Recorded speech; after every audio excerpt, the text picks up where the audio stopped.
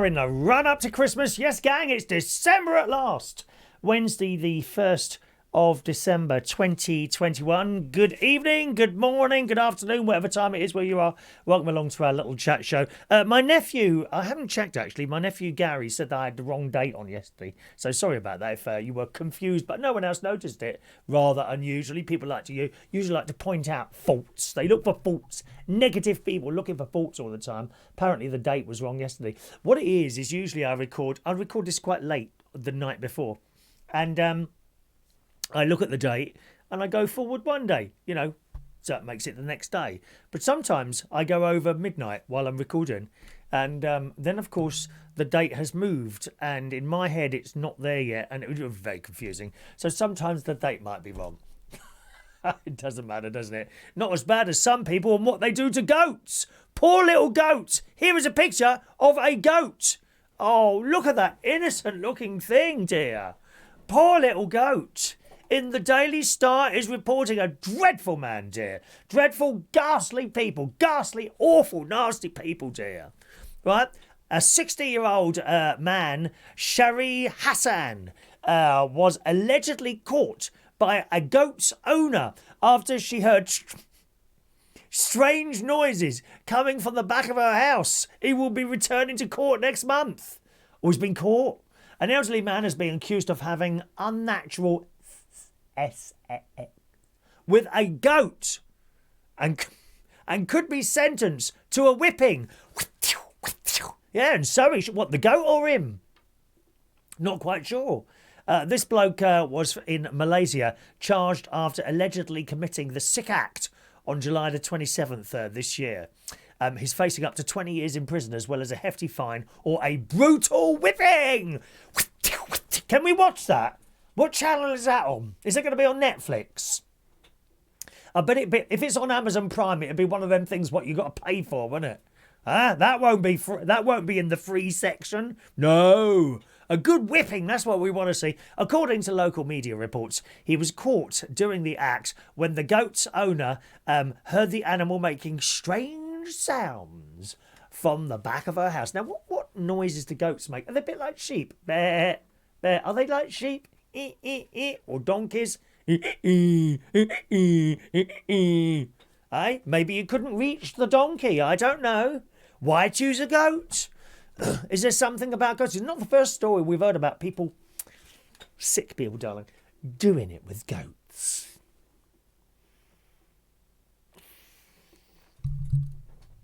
I mean, you get all those bits of fur. According to local media, yes, we've read that. Police say she then rushed towards the female goat to find a half-naked man standing next to it. After noticing the woman, he made a run for it. The owner was devastated to find a goat. Oh, dead. Oh, poor goat. Oh, Raymond. Poor goat. Bow down your heads, everyone. Dear Lord, please accept the goat into your presence. Amen. Terrible. He pleaded guilty at court, having initially pleaded guilty when the charge was read out. The turnaround occurred after the judge presented a T-shirt and trousers to the court, allegedly taken from Hassan during the arrest. The judge asked the accused, "Do the shirt and trousers belong to you?" Hassan replied, "No." The judge then explained that Hassan's initial guilty plea could not be accepted if he did not concede that the clothes were his. Yes. Consequently, the charge was read out once more and the man pleaded guilty. Oh, what an awful man. That poor goat. What a way to go. Awful. Isn't it? Presumably his clothes had little bits of fur in various places on the items of clothes. Terrible people. Terrible people, aren't they? What else have we got today? Now, I'm going to just show you very quickly, okay? Watch the screen. I'm just going to show you very quickly this Daily Mail story. And it'll only flash up and then it'll disappear. And see if you come to the same sort of thoughts as I had of what the story was going to be. You ready? Here it comes. There you go. There it is very quickly. There. Okay, that's it. That's it. Might have been a little bit too quick, was it? But I saw that story. Let's show it to you again there. I saw that story, and when I first read it, for some reason, I saw, if you read the story as it is on there, you can see it's clearly not as I'm about to say, but I saw Prince Charles touches down in Barbados for ceremony to remove the Queen's head. Now, I know mums and sons do have rows, although not at their advanced years, of course. But of course it's not. It's. I thought, why is he going to remove the Queen's head? Poor Queen, dear. She needs her head, doesn't she? 92. Is it 92 she is now? What a fantastic woman, eh? Anyway, Barbados has become a republic now. There's another one lost, Gads. Bye. Another one gone. We'll have nothing left here. I heard the Isle of Wight are hoping to become a republic as well. Whose face are they going to... I know they're going to have. On the Isle of Wight, they'll have Shania's little head, won't they, on their stamps like this, you know. Obviously not as large a nose as mine. Shania's head will be on there like that. You know. With one of those bishop's hooks that she can borrow from Phil. I think that's an excellent idea. Shania, are you prepared to become the head on the stamps as well as the head of the Catholic Church on the Isle of Widget, otherwise known as the Isle of Wight? Is that appealing to you? I hope you don't lose your head either. We've lost Barbados. We're going to lose the Isle of Wight next. God knows what else is going to become independent, dear. Terrible state of affairs. It really is. Right, I must say a couple of happy birthdays on the show today. First of all, it was my nephew's wife, Stacey's birthday yesterday. She was, I think, 35 yesterday. So happy birthday to you for yesterday, Stacey. I know she went out for a meal. Apparently they had, her and her husband, my nephew Gary, they had a Christmas dinner pie. How's that sound to you, eh? So it's a whole Christmas dinner and a pie. I like pies, don't you? Obviously I have vegetarian ones, but they do like fake mincemeat and onion pies, like a corn one. I think it might be pucker pies. They're my favourite ones up in Sainsbury's. I bet you're about £1.50, something like that. Oh my God, they're delicious and big, you know. We don't want small pies, dear. We want a large pie. Pies. How do you like your pastry, incidentally? Do you like it like a little bit limp, or do you like it like dry and flaky? How do you like your pies? Stick a little comment below there if you want to, or you can always send an email. Anything at all. Email you want is chris@unitedkingdomtalk.co.uk. You may have noticed I'm leaving my glasses on a lot more now. I can actually see better with these when I'm using computer. They're for short distances that you just see. Very good indeed. I'm expecting the doctor to ring today about this. I think I was supposed to have a call yesterday, which didn't happen either. But then I got an email saying, when I was talking to the doctor, she said she'd booked me in for a call on Wednesday. So fingers crossed with that. I think I told you I got the dentist appointment, didn't I? Oh, so another form to fill in. Oh, God's sake. A dentist, the form you have to be, like a COVID form. They want to know everything. Blimey, what medication are you on? Have you been to the hospital recently? Do you have any symptoms? Have you had a COVID test? This, that and the other. I was ages doing this form, and of course you get to the end and do submit and something's missing. Please answer all the questions. Well, what have I missed out? And you go back again. You answer that one, you click submit, and you haven't signed here. Oh, Christ. And the way you sign it online, you get your mouse and you've got to kind of scroll with the mouse.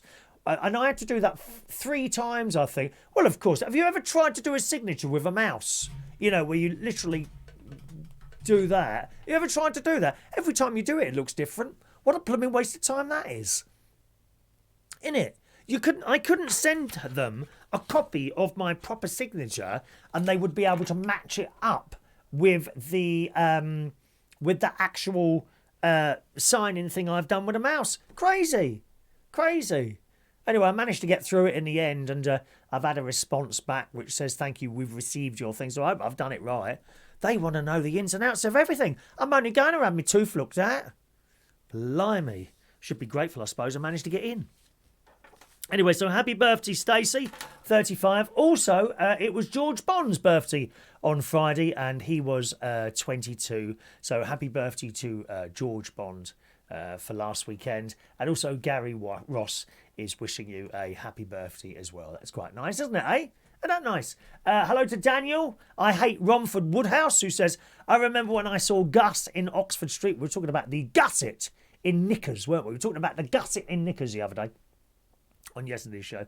He says, I remember when I saw Gus in Oxford Street. He tapped me on the shoulder. I turned around and said, Gus, it!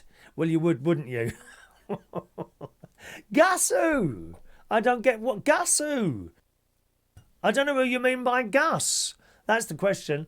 And John Parrish says, my ex put mothballs in those gussets in the knickers. Good for smuggling, I bet.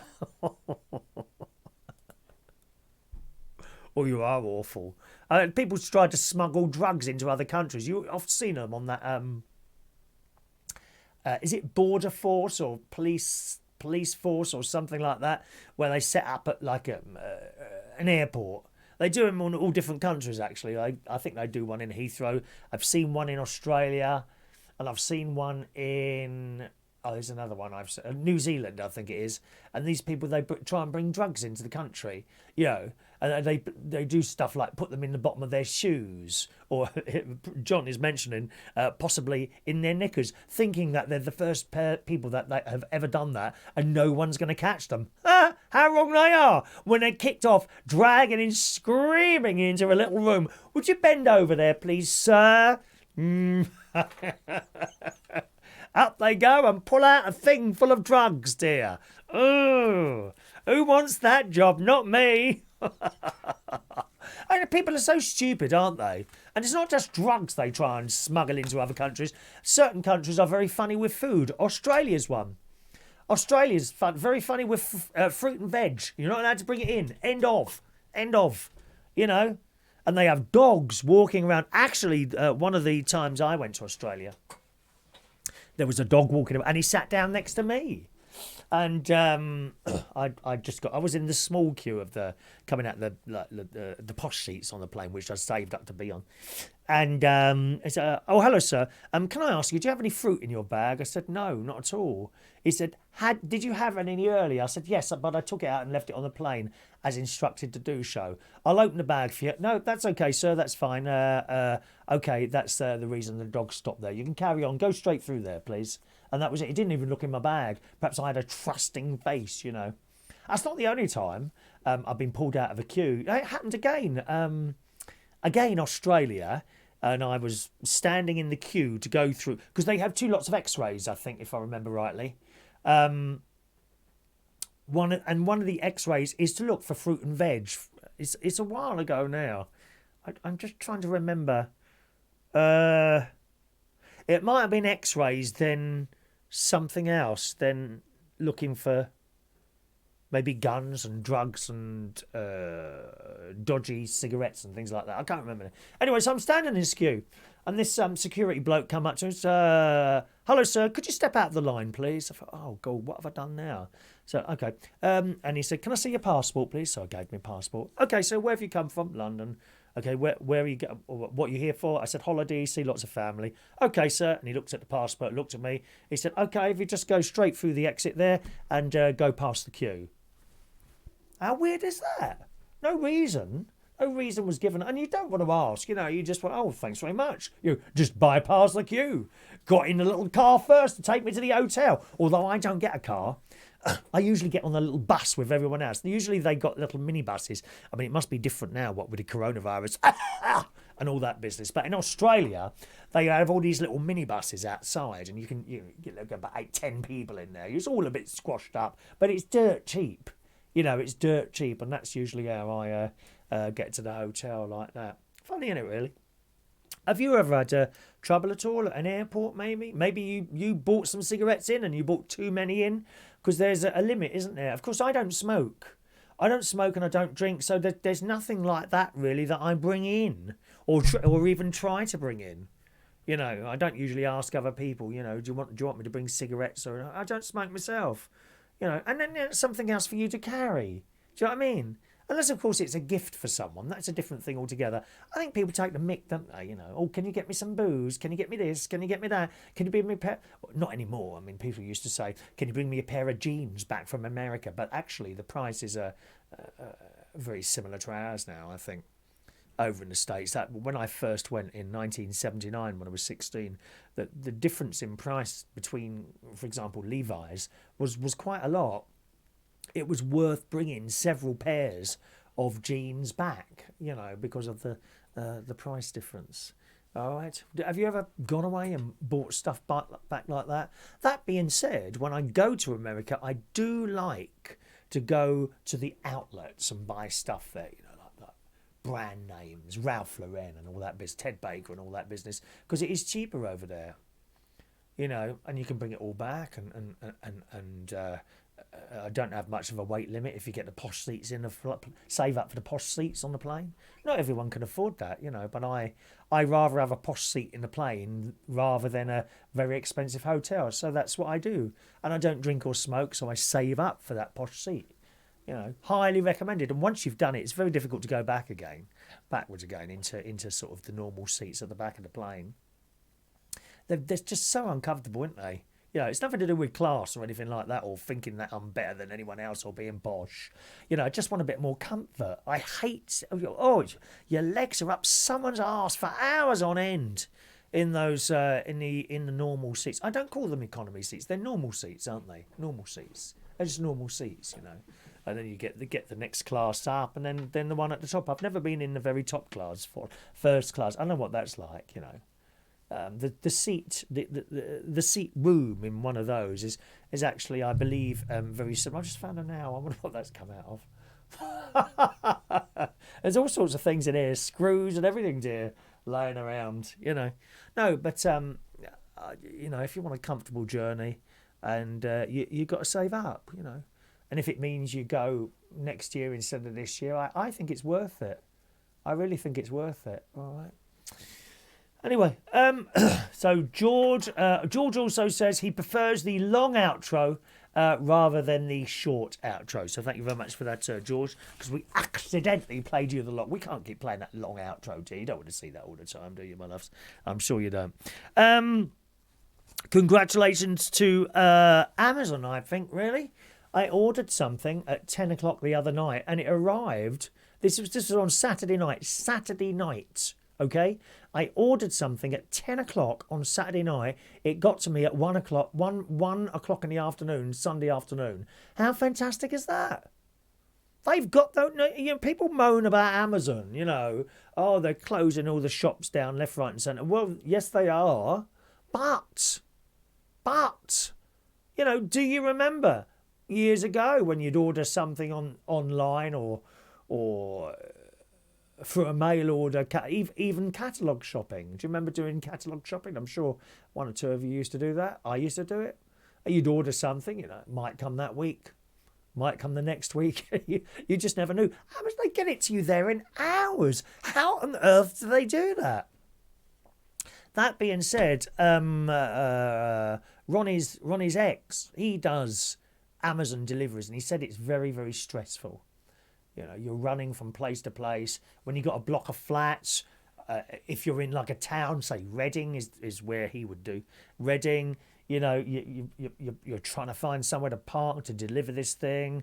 I mean, round here, I must say, they often, the bloke. I've watched them on the camera before. Obviously not while they're doing it, but later on you find a box outside, and the bell rings. You get to the door, they've gone, mate. They're gone. And there it is, sitting outside the front door. And you look back at camera and you see the bloke literally running from the road to the house. He puts the thing on the floor, sometimes just drops it there, and then runs back to his van again, and he's gone. Time I've come down the stairs, he's already gone, mate.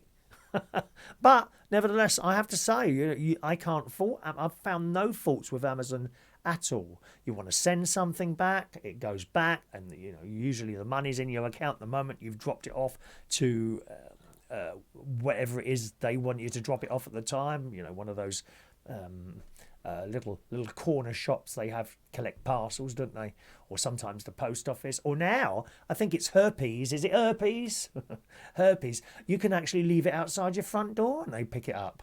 I mean, it's just so easy now. Why do you want to go in a shop and queue up and have to pay some blooming NCP car park £5 so that you've been able to go and get your shopping? No, mate, no. I'll just have it delivered, thanks very much. It's all very well you saying, oh yeah, but they're doing people out of jobs. Well, they are. You know, they are doing people out of jobs, but I don't want to pay £5 to go and park in a bleaking car park and all that business. They've made it easy, you know. And these shops, of course, the shops don't run the car parks a lot of the time. You know, the council does, or the council sort of hived it off to someone else. You know, but the shops should say, look, you're killing us by having these car parking charges. That being said, I mean, you've got car parking charges and car parking charges, you know.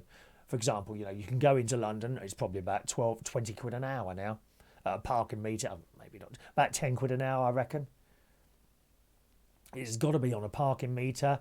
NCP car park in London, say goodbye to 25 quid. I'm sure. Even when I go to the hospital in London, I park in a car park. That's £5.50, please. You know, sometimes I'm only there half an hour.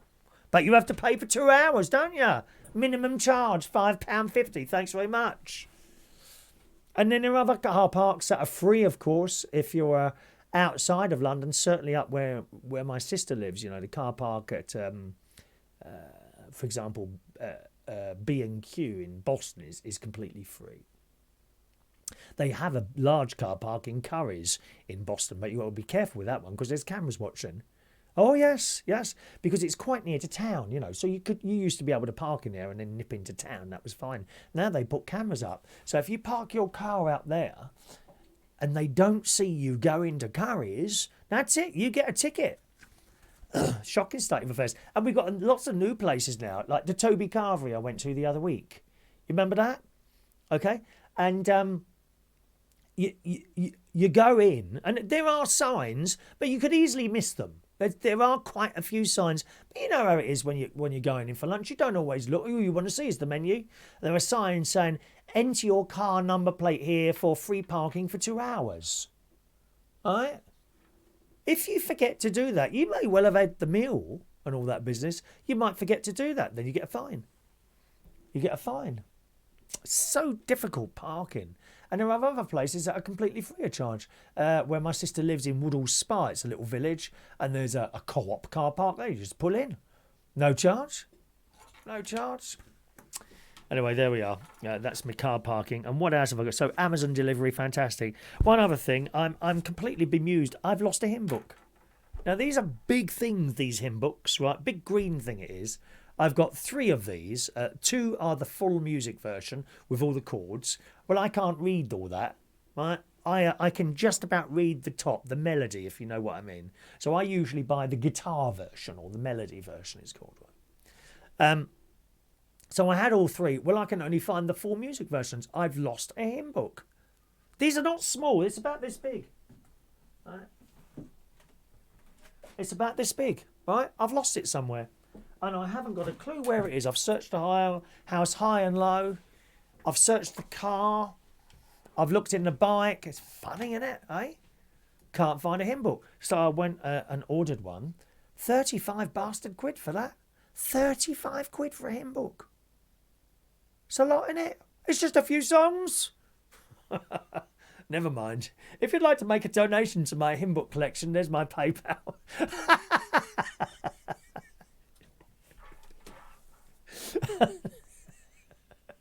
I'll have to ask for a little sub. I'll have to ask for a little bit of a sub out of the collection plate on Sunday.